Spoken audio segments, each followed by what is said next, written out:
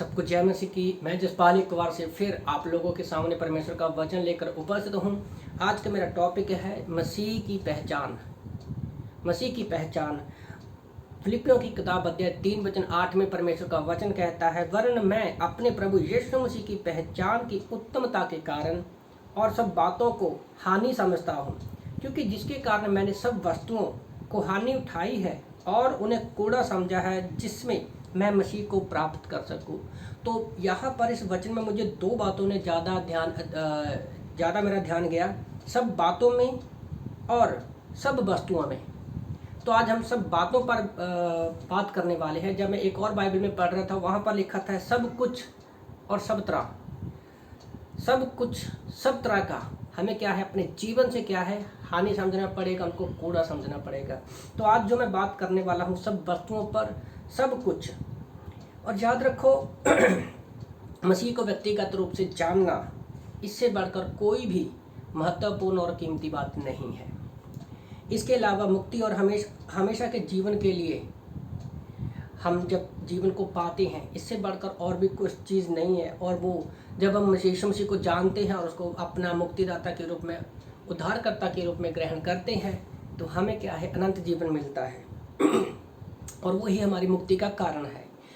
हमें सब कुछ मतलब सब बातें जो है अपने माइंड से निकालनी पड़ेगी। फॉर एग्जांपल, मान लो आप समुंदर में अपने जहाज में अपने सारी कीमती वस्तुओं को लेकर क्या है जा रहे हो, तो समुद्र में तूफान आ जाता है और वहाँ पर आप डूबने लगते हो। तो उस समय आप क्या करोगे? जितनी भी आपकी वस्तुएं हैं, सब कुछ, सब बातें जो है आप जितनी वस्तुएं सारे आपको क्या है बाहर फेंकनी पड़ेगी, जो भी आपका कीमती सामान है।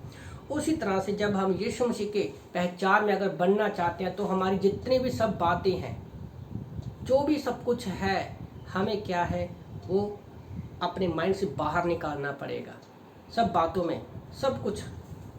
क्योंकि प्रभु का वचन कहता है कि मत्ती की किताब अध्याय 10:39 में कि जो कोई अपना जीवन जीना चाहता है वो उसे खोएगा, परंतु जो अपने जीवन को मसीह के लिए कुर्बान करेगा वो उसे पाएगा। उसी तरह से जो क्या है, हम अपनी दृष्टि में सब कुछ अच्छा समझते हैं, उसको छोड़ना पड़ेगा। क्योंकि हम अपनी बातों में, अपनी सोच में लगता है कि हम क्या है धर्मी बन सकते हैं। जैसे सदूकी और फरीसी जो है, वो उनको लगता है कि वो अपनी ही बातों में धर्मी है। तो वो सब बातें क्या है हमें छोड़नी पड़ेंगी। जैसे प्रभु का वचन कहता है मत्ती की किताब अध्याय 16:24-26 में कि यीशु ने कहा, अगर कोई मेरे पीछे आना चाहता है तो उसे अपने आप का इनकार करना पड़ेगा और उसको प्रतिदिन क्या है मेरा क्रूस उठाना पड़ेगा। उसी तरह से प्रभु का वचन ये भी कहता है कि जो अपने आप को बनाना चाहता है वो उसे क्या है खोएगा, परंतु जो मुझ पर विश्वास करते हैं वो सब कुछ पाएंगे। प्रभु का वचन ये भी कहता है, क्या फ़ायदा आदमी अपनी ज़िंदगी में पूरी दुनिया को पाले पर अपनी आत्मा को खो दे? क्या फ़ायदा? मत्ती की किताब अध्याय 16:24-26 में हम इन वचनों को पढ़ सकते हैं। तो सोचो ना, हमारा कीमती सामान बेकार है ना, अगर हमारे पास आत्मा ही नहीं रहेगा तो सब बातें व्यर्थ हैं। अगर हम स्वर्ग में ही नहीं जाएंगे, सब कुछ, सब बातें व्यर्थ है हमारी।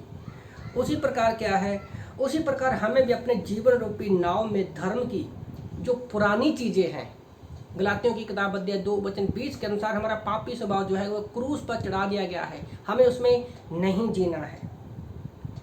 और इन सारी धार्मिक चीज़ों से अपने जीवन से हमें बाहर निकालना है। मसीह को पहचानना सबसे बड़ा इनाम है। याद रखो, मसीह को पहचानना ही हमारे लिए सबसे बड़ा इनाम है। अनंत जीवन ये है कि हम परमेश्वर और मसीह को जानें। यूहन्ना की किताब अध्याय 17:3 में परमेश्वर का वचन कहता है, परमेश्वर ने अपनी रोशनी को क्या है यीशु मसीह के द्वारा हमारे दिलों के अंदर रखा है, ताकि हम परमेश्वर के व्यक्तित्व, उसके स्वभाव और उसके चरित्र में क्या है बढ़ते जाए। दूसरा कुरिन्थियों अध्याय 4:6 में ये प्रभु का वचन कहता है।